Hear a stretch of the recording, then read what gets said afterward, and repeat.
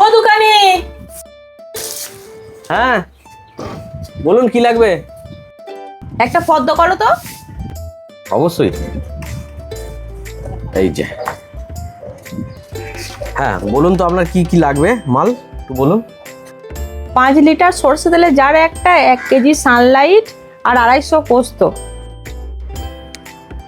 সর্ষের তেল 5 লিটার।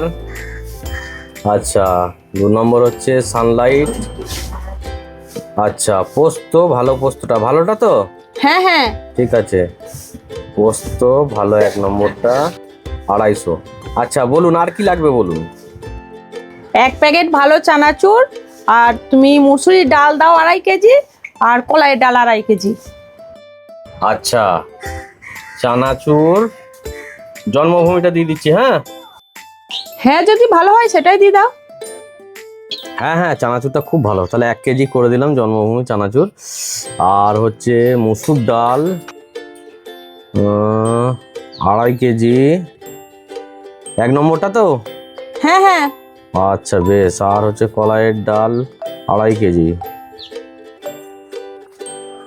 কলাইয়ের ডাল 2.5 কেজি। আচ্ছা আর কি লাগবে একটু বলুন। ওই সাবান দেবেন 1 সেট, ওই লাক্স সাবান 1 সেট দিয়ে দেবেন। আর কি দেবেন, ওই শ্যাম্পুর বোতল একটা। আচ্ছা বেশ, লাক্স সাবান 1 সেট, আর হচ্ছে গিয়ে শ্যাম্পু। আচ্ছা কি ডাব দেবো? ডাব ডাব। ডাব। আচ্ছা, ডাব শ্যাম্পু বোতল একটা।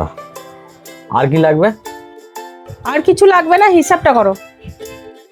আচ্ছা ঠিক আছে, আমি হিসাব করে বলে দিচ্ছি, দামগুলো ফেলে দিই।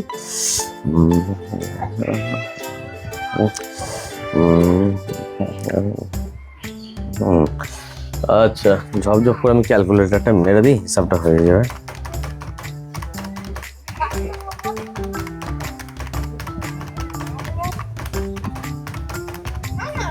আপনার হচ্ছে 1850 টাকা, ঠিক আছে? আচ্ছা ঠিক আছে, তাহলে আমাকে 150 টাকা ফেরত দাও। ও আচ্ছা আচ্ছা, 150 টাকা ফেরত দেবো। আচ্ছা ঠিক আছে, এই যে 150, 150, এই যে ধরুন। আরে আরে কি ব্যাপার হলো, চলে যাচ্ছেন? শুনুন শুনুন শুনুন, এইদিকে শুনুন।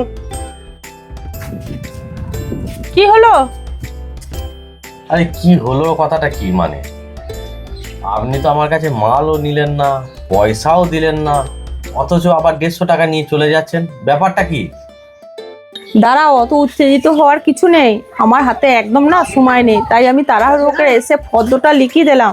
আর এদিকে তোমার 850 টাকা বিল হয়েছে, আর 150 টাকা ফেরত নিলাম। আর আমার মা আসছে, মা 2000 টাকা নিয়ে আসছে, এসে তোমার মালকোটাও নিয়ে যাবে, আর তোমাকে 2000 টাকাও দিয়ে যাবে, আর সঙ্গে তুমি ফর্দটাও দিয়ে দিও মাকে। ও আচ্ছা এই ব্যাপার, আমি বুঝতে পারিনি। ঠিক আছে, যান যান যান, আপনি যান, কোনো অসুবিধা নাই।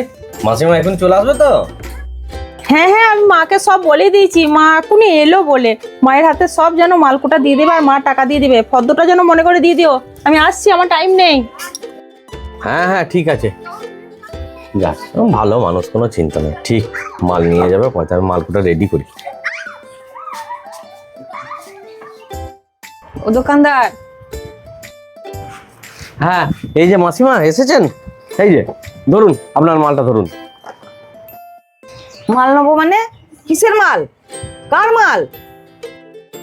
আরে মাসিমা, আপনার মেয়ে এই বাজারগুলো করে রেখে দিয়েছে, ওর সময় ছিল না গো, বাজার কোটা করে এখানে রেখে দিয়ে গেছে, বললো যে আমার মা আসবে, মা আপনাকে এসে 2000 টাকা দিয়ে যাবে, আর জিনিসগুলো নিয়ে যাবে।